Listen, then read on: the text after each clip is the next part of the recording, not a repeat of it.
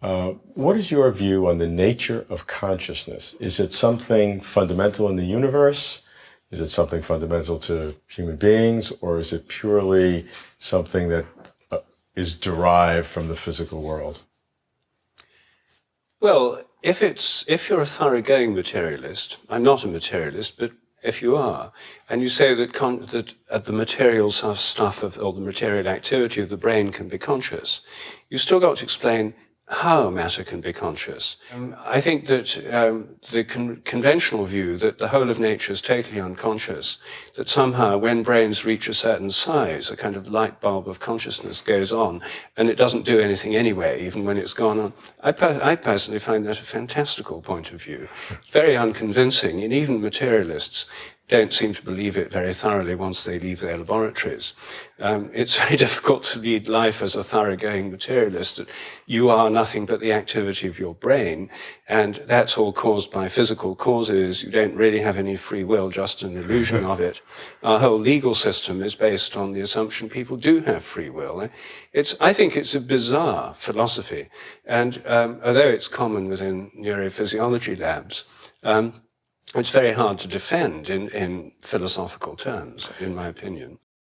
Notice, when you say the brain produces consciousness, what we are saying is this living organ in this skull, which is a physical thing, which doctors can examine, which you can scan, which is an object. Just like this table is an object, the brain is also an infinitely more complex and mysterious and sophisticated object, a living organ, but still it's an object, just like any other object in this universe. And yet, we are claiming this object generates what we are experiencing right now. All of us, we are seeing, we are hearing, we are smelling, tasting, touching. And this glorious, you see the colors, you hear the sounds, this first-person experience. Our life is this. Our life is the red color of a rose. It is the taste of lemonade. It is the cold you feel on your skin in winter in Finland.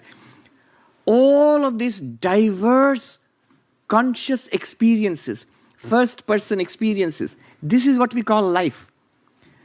How is an object generating this? At the very least, the question should be asked. If we take a different view, if we take consciousness as primary, then we get to a view held by almost all religious traditions that consciousness comes first and gives rise to a universe. And this is not just religious, it's philosophical. For Plato, you have a realm of ideas or forms that comes first. The Platonic, he calls that reality. And then there's a kind of emanation, or for Neoplatonism, a kind of emanation from that realm to give the physical universe. So that's another way of thinking about it. Now, if it were just a matter of arguing philosophically, that would be the end of the matter. We wouldn't be able to get anywhere. But the reason that religions exist is because people have had mystical experiences over the ages where people, through consciousness itself, have felt that their consciousness is linked to some vastly greater consciousness than their own, which they identify as the ultimate consciousness of the universe or God or whatever name they choose to put to it. And now, one could say, well, it doesn't count as science, but science, as Lawrence Krauss emphasizes, is based on empirical facts, and consciousness is the ultimate empirical fact. Empirical means based on experience, and consciousness is experience. So the exploration of these ultimate realities, I think, involves mystical experience as well as scientific measurements. Whatever is happening in the world, our senses gather that information and dump it in the mind. So with eyes gather visual information, forms, colors, shapes. Ears gather auditory information, sounds and all, vibrations. Tongue, nose, skin, and all of that information is dumped in the mind. In the mind, therefore, it's like visualized as a lake in which ripples are set out because of the information coming in from outside. So what's happening is when I focus on the microphone, and an image of the microphone, a mental image of the microphone is created. Light is reflected from the microphone, it goes into the eyes, And from the eyes, through the optic nerves, you see, very interesting. The microphone doesn't go into the eyes. And then you have to call 911. It's just light goes into the eyes. Whatever we see in the world, it's very interesting. Whatever we see in the world, people, animals, plants, just sky and earth, all that goes into the eyes is just light, reflected light. That's all it can collect. And then there an image is formed. And then from there, even the image is not there anymore. After that, just it's tiny bursts of electricity racing along your optic nerves to certain brain centers. And then what happens? Nobody knows. Nobody knows. I mean, scientifically, nobody knows. We all know practically what happens. We get a mental image. How those little bursts of electricity become a mental image, what's the connection? That's the hard problem of consciousness. Google hard problem of consciousness. Hard problem. There is a central question in consciousness studies which seems to puzzle all the scientists and philosophers and linguists and psychologists and neuroscientists. So many, it's a multidisciplinary subject, consciousness studies. But there is a question that puzzles all of them. How is it that a physical system like this body, how is it like a physical system like the brain and the nervous system? Completely physical. The doctors can see it. This physical system, how does it generate a subjective experience? How can an objective thing, how can a piece of matter like the brain generate a completely subjective first-person experience? That is something that they cannot understand at all. And they call it the hard problem of consciousness. The hard problem of consciousness is the problem of how physical processes in the brain give rise to the subjective experience of the mind and of the world. If you look at the brain from the outside, you see this extraordinary machine, an organ consisting of 84 billion neurons that fire in synchrony with each other. When I see, visual inputs come to my eyes, photons hit my eyes. They send a signal that goes up the optic nerve to the back of my brain. It sends neural firings propagating throughout my brain, and eventually I might produce an action. From the outside, though, I look like a complicated mechanism, a robot. This is how science might describe me from the objective point of view. But there's also a subjective point of view.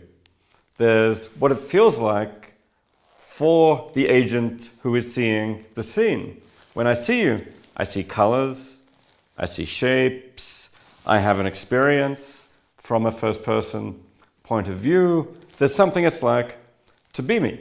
And this is the conscious experience of seeing. It's part of the inner movie of the mind. This inner movie has many, many dimensions. It has the dimension of vision, it has the dimension of sound, like a normal movie, but it also has touch and taste and smell. It has emotions, it has thought, it has a sense of one's body. All of this is subjective experience. And it's one of the most familiar facts in the world that we have this subjective experience. But it's also one of the most mysterious. Why is it that these physical processes in the brain should produce subjective experience? Why doesn't it go on in the dark without any consciousness at all? No one right now knows the answer to this question. David Chalmers makes it more clear.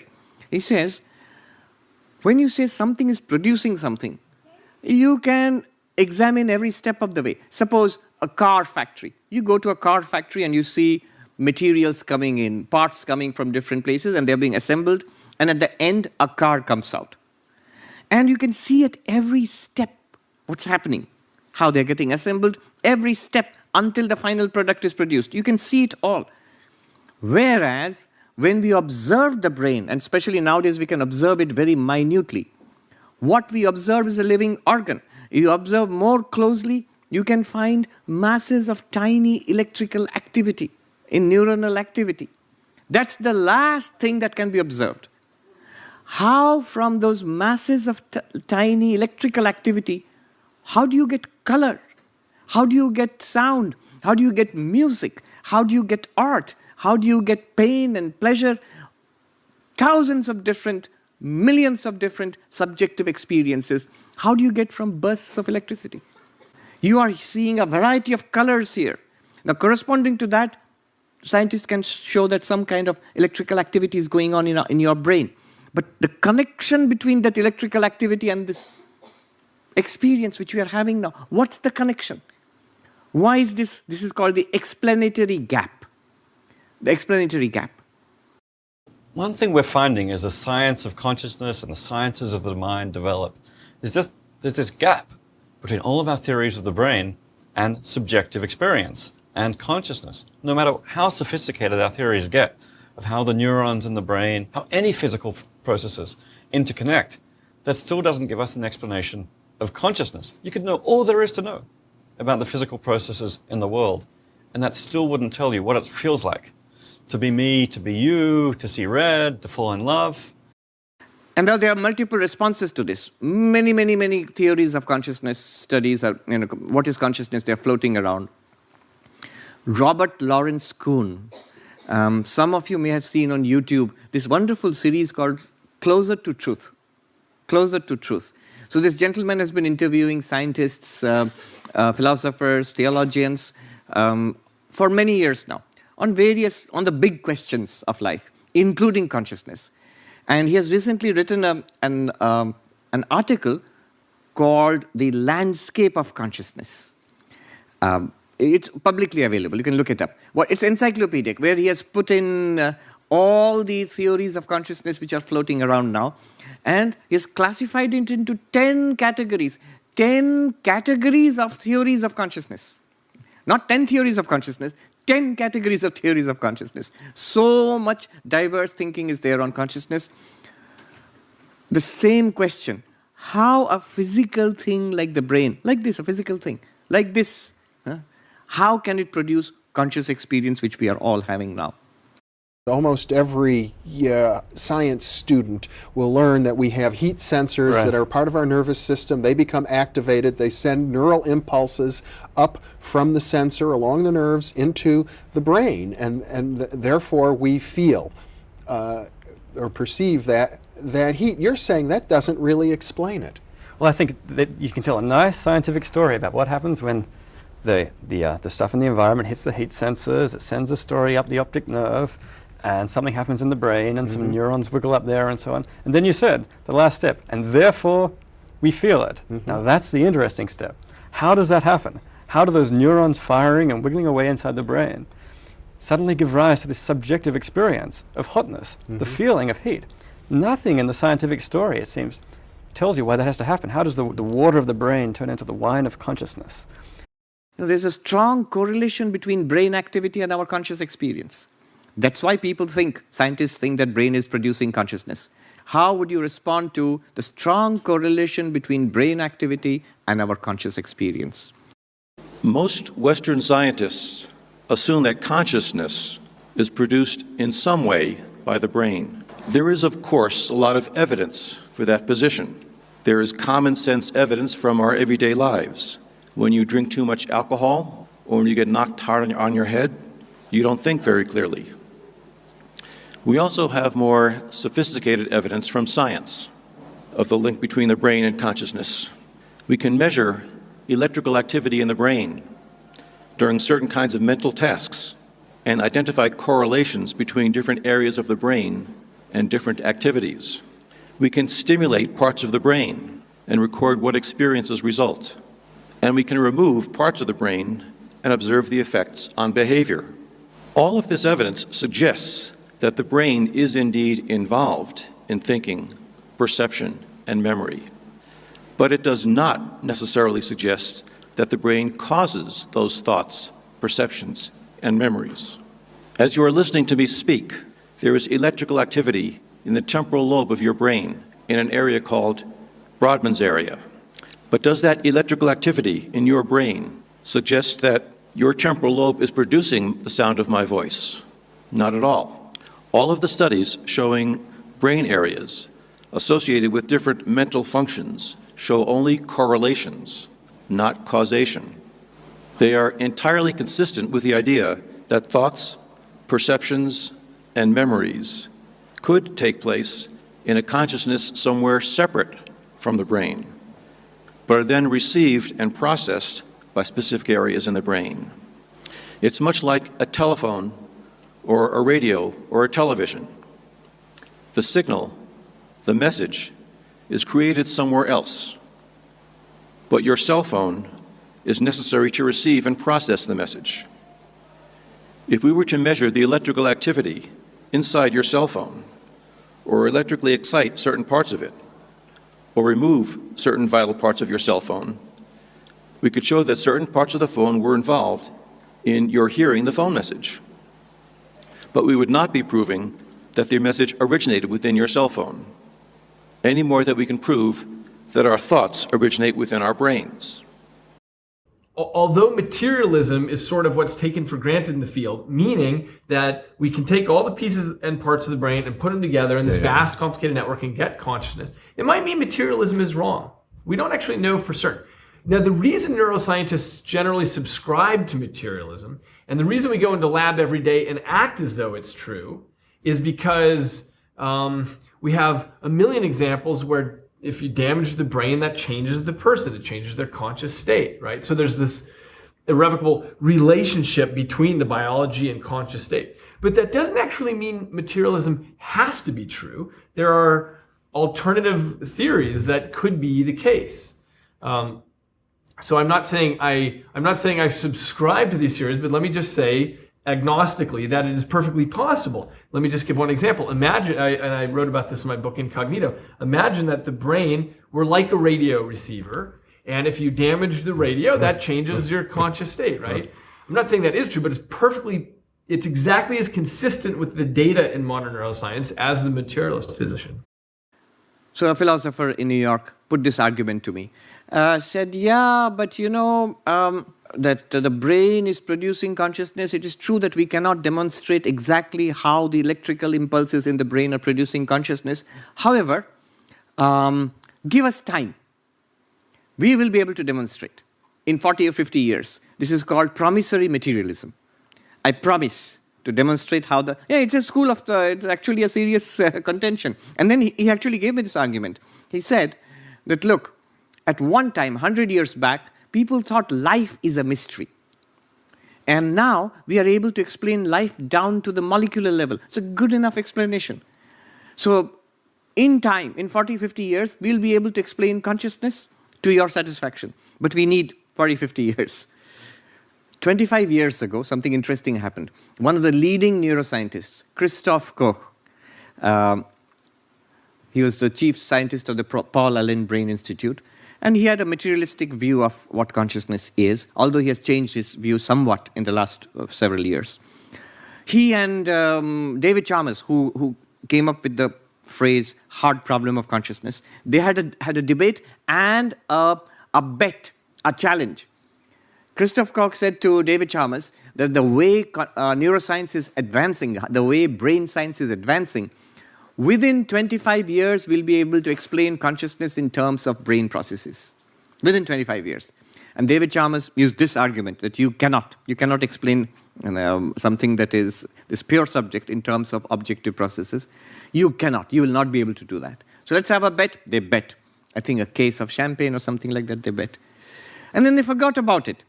Just last year, somebody pointed out to Christoph Koch and David Chalmers, 25 years have passed. This was in 1999. So last year, 25 years have passed. What happened to the bet? And they had a meeting again in NYU, and there Christoph Koch admitted that, I must say, we have made no progress, no significant progress, no theoretical progress, no progress in principle in trying to explain how the brain produces consciousness. Neuroscience has advanced a lot in the last 25 years. But theoretically speaking, there is no advance whatsoever in terms of explaining consciousness. Many theories are there. In principle, is it possible for neuroscience to explain the hard problem? In principle. What I would say is, on its own, No. That is, if you want a complete explanation of consciousness in terms of processes in the brain, and that's all, no. Take 1,000 years into the future at the same rapid growth of science, 100,000 years, 1,000,000 years. Do you see, in principle, can the hard problem, as you've defined it, be subject to neuroscience analysis? I don't think the hard problem of consciousness can be solved purely in terms of neuroscience. I think neuroscience has a huge contribution to make to its solution. But if we just stay with the level of neurons and processing alone, there's only so much that's going to explain. Because neurons and neuroscience is all about objective mechanisms that perform functions that ultimately issue in behavior. So if you want to say explain language, explain perception, explain memory, the things we do, the functions of the brain, that's just fine. But it just explains those functions, those behaviors. And that always leaves this further question. Why is that behavior, those functions, accompanied by consciousness? For that, we need an extra ingredient in the picture, I think. We need to bring in consciousness itself, on my view. It's fundamental. The ancient Vedantins, the sages in India, they did not talk in terms of brain. They just said consciousness is not the body. Consciousness is not the body. It's not a part of the body, like my kidney or my liver is part of the body. Brain is part of the body, but consciousness is not a part of the body. It's not even being produced by the body. It's not a process in the body, like many other biological processes. Why not? They gave certain arguments. And these arguments are pretty easy to grasp and we can apply them. See, one thing about this whole discussion, why is it interesting? It's interesting because it gets to the core of what we are right now. We are all conscious beings. In fact, our whole life is lived in consciousness. So we are talking about that, the essence of what we are. The arguments that the ancient masters in India gave is something like this. Notice that the body is something that is an object. This is an object. It's pretty much like what David Chalmers argues. The body is an object. The physical body is also an object. In the sense, you can see it, you can touch it, you can smell it, you can taste it. If you're hungry and your stomach is rumbling, you can hear it. The body is an object to all my senses. And so what? The object and the subject are different. In the language of the ancient masters, the seer and the seen are different. The seer means the experiencer. I am a conscious being, and to me this table is an object. I am not it. Similarly, the body is an object, and therefore I, the conscious being, am not the body. I must be something distinct from the body. The subject must be something distinct. The body is still there, and I still feel embodied, but I am not literally bones or flesh or organs in that sense. Distinction between consciousness and the body.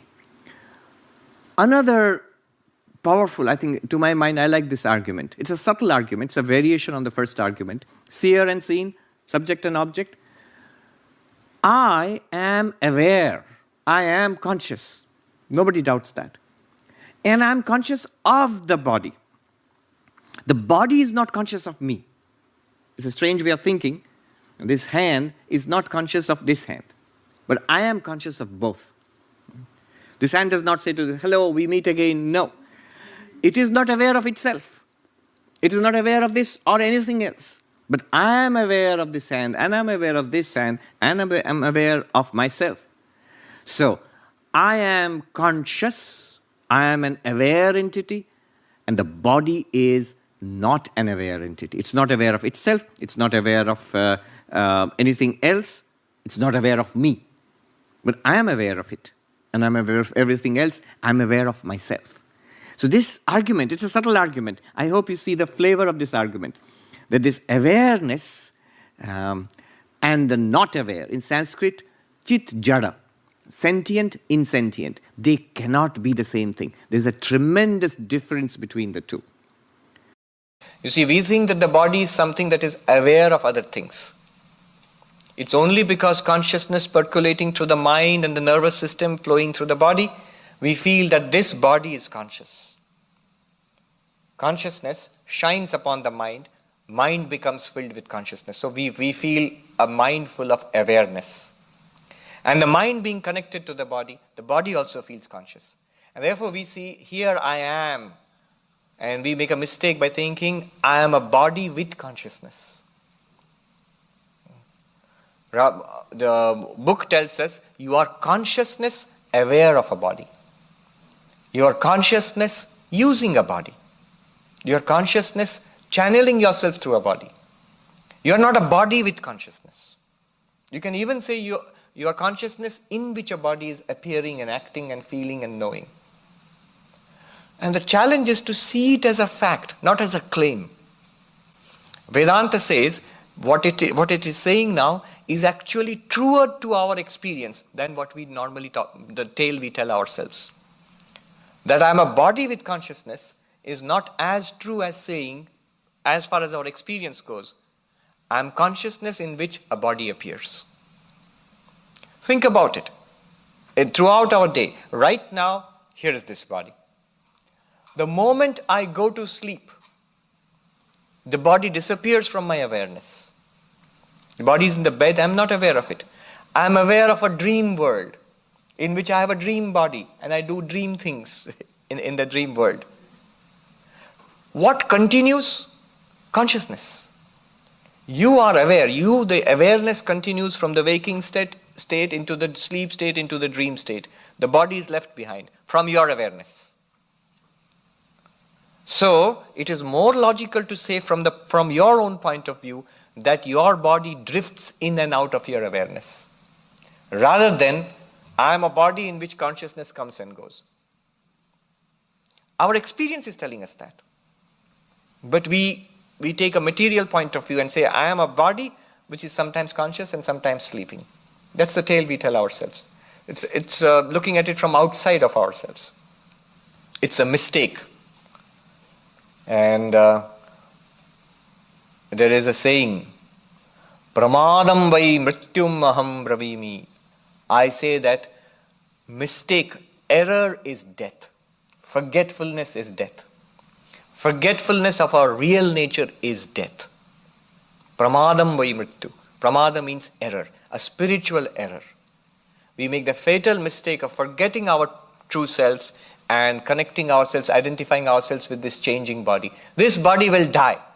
If I am this body, I will die.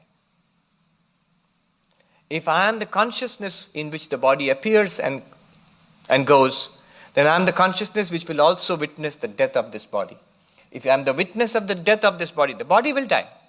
Whether you know yourself as consciousness or not, it won't stop the death of the body. The body will grow old and it will die. But the consciousness will witness the death of this body also. That's the claim.